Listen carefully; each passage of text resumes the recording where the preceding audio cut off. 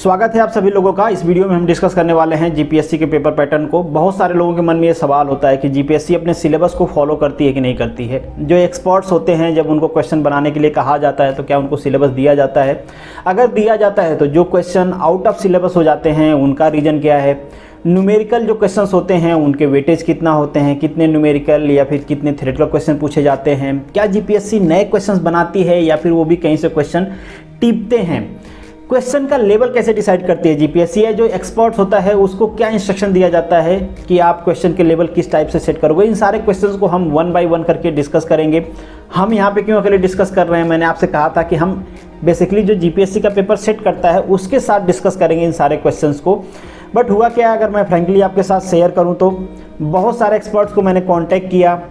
लोगों को प्रॉब्लम यह है कि जीपीएससी का एक प्रोटोकॉल भी होता है कि अगर आप कहीं पे वर्किंग हो, ऑलरेडी आप पेपर सेट कर रहे हो, तो आपको ये सारी चीज़ें पब्लिक डोमेन में नहीं लाना होता है। इसका रीज़न भी है। एक एक्सपर्ट बेसिकली बताने लगे कि उन्होंने पिछले साल कोई पेपर सेट किया था, ये मैं डिस्क्लोज नहीं कर सकता कि कौन सा पेपर सेट किया था, और जहाँ पे वो थे वर्किंग थे वहाँ के किसी स्टूडेंट को पता चल गया कि सर ने ये पेपर सेट किया था। उसने सर को अप्रोच किया। तो इस टाइप की एक्टिविटीज़ भी होने लगती है अगर वो पब्लिक डोमेन में आ जाता है। इन चीज़ों को लेके किसी को पता चल जाए कि ये पेपर सेट करते हैं, इंटरव्यू में जाते हैं या कुछ भी, तो लोग अप्रोच करना शुरू करते हैं। तो इसलिए एक प्रोटोकॉल होता है कि अगर आप इन सारी एक्टिविटीज़ में इन्वॉल्व हो तो ये सारी चीज़ें आपको पब्लिक डोमेन में डिस्क्लोज करना नहीं होता है।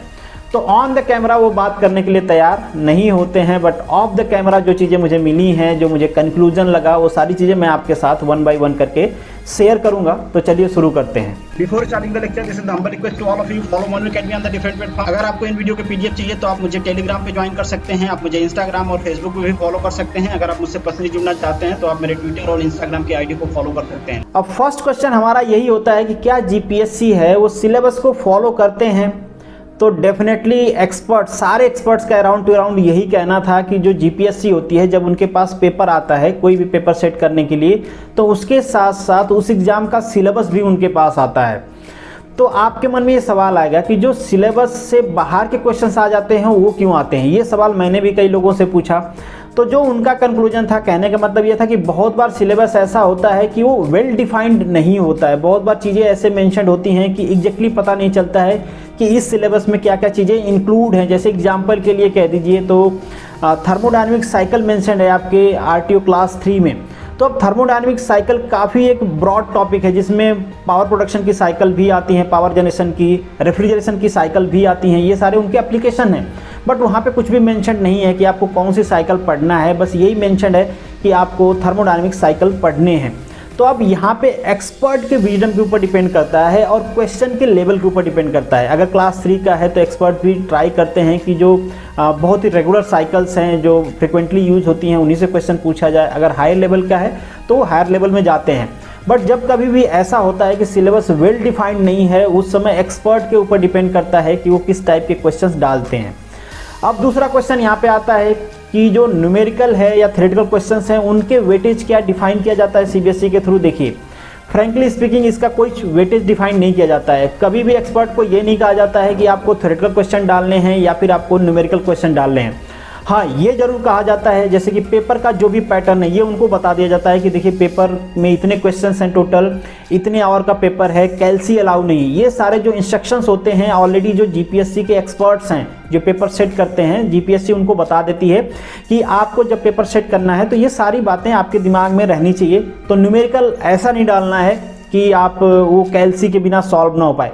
फिर भी स्टिल आप देखते हो कि कभी कभी ऐसे क्वेश्चंस आ जाते हैं। जब मैंने ये क्वेश्चंस किए तो उनका रिप्लाई था कि ये डिपेंड करता है एक्सपर्ट्स के ऊपर। अगर कोई एक्सपर्ट डाल देते हैं तो ऐसा नहीं कि जीपीएससी उनको रिजेक्ट कर देती है। एक दो क्वेश्चन या कुछ क्वेश्चन की वजह से पेपर रिजेक्शन नहीं होता है, पेपर चला जाता है। बट स्टिल जीपीएससी ट्राई करती है कि जो पेपर पैटर्न है जो एक्सपर्ट उसको बना रहा है उसको फॉलो करे। अब इसी से रिलेटेड एक दूसरा क्वेश्चन भी है कि क्या नए क्वेश्चन जीपीएससी में बनाए जाते हैं या फिर क्वेश्चन कहीं से कॉपी पेस्ट किया जाता है? तो फ्रैंकली स्पीकिंग मैक्सिमम जो एक्सपर्ट थे उनका कहना यही था कि नए क्वेश्चंस बनाए जाते हैं। तो मेरा काउंटर क्वेश्चन था कि नए क्वेश्चन अगर बनाए जाते हैं तो सेम टू सेम क्वेश्चंस किसी बुक से क्यों मिल जाते हैं? तो देखिए, इसको उन्होंने इस तरीके से कुछ काउंटर किया। स्ट्रिक्टली काउंटर किसी के पास नहीं था कि क्योंकि क्वेश्चन सेम टू सेम पाए जाते हैं। सेम क्वेश्चंस आपको मिल जाएंगे किसी बुक का या किसी प्रीवियस ईयर के पेपर का, दूसरे एग्जाम के। तो उनका कहना ये था कि देखिए ये एक्सपर्ट्स के ऊपर डिपेंड करता है, उनको कहा जाता है कि आपको इस सब्जेक्ट का पेपर बनाने हैं पर्टिकुलरली, तो अगर वो कहीं से कॉपी पेस्ट करके भी देते हैं तो कोई ये नहीं कहता है कि आपने कॉपी पेस्ट करके दिया है, बट क्वेश्चन बनाने के लिए दिया जाता है। अब डिपेंड करता है कि एक्सपर्ट उसको कॉपी पेस्ट करके दे रहे हैं या फिर खुद बना के दे रहे हैं। अगर कोई करता भी है, नए क्वेश्चंस की बात अगर हम करें तो नए क्वेश्चन एकदम से इनोवेटिव क्वेश्चंस नहीं बनाए जाते हैं।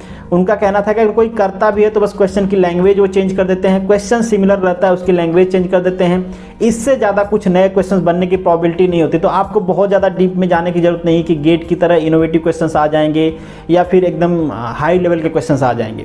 हाँ, यहाँ पे एक चीज़ और आती है कि क्वेश्चन का लेवल वो कैसे डिसाइड करते हैं, जैसे क्लास 3, क्लास 2 या फिर उससे लोअर क्लास के जो पेपर होते हैं उसमें कैसे डिसाइड करते हैं कि किस लेवल का क्वेश्चन पूछा जाएगा।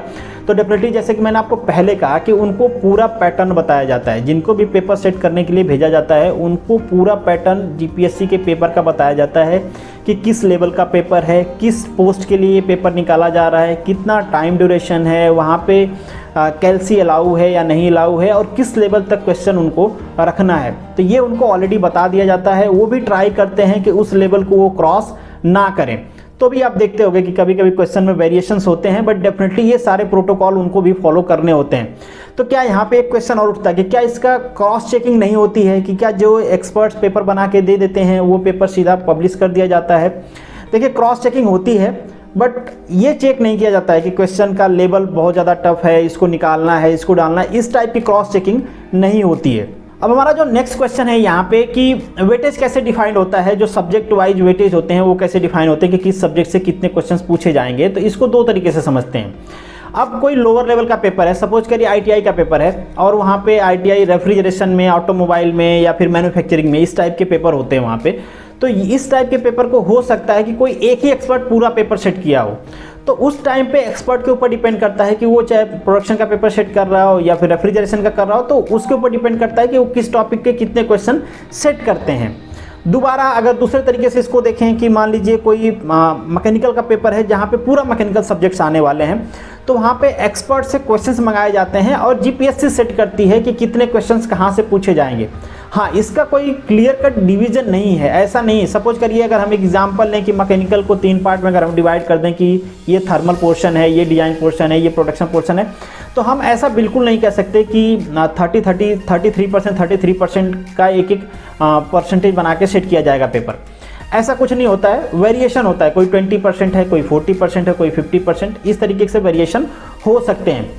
तो ये हमारा एक कंक्लूजन था कई सारे डिस्कशन करने के बाद, कई सारे क्वेश्चंस करने के बाद। अगर आपको लगता है कि कुछ क्वेश्चंस मिस हो गए हैं, हमें उसको डिस्कस करना चाहिए था, तो आप क्वेश्चन जरूर पोस्ट करिए। उसके बारे में जब मैं फर्दर किसी एक्सपर्ट्स के साथ डिस्कस करूंगा, वैसे तो एक एक्सपर्ट के साथ डिस्कस करके मैं डायरेक्टली वीडियो नहीं बनाता हूं।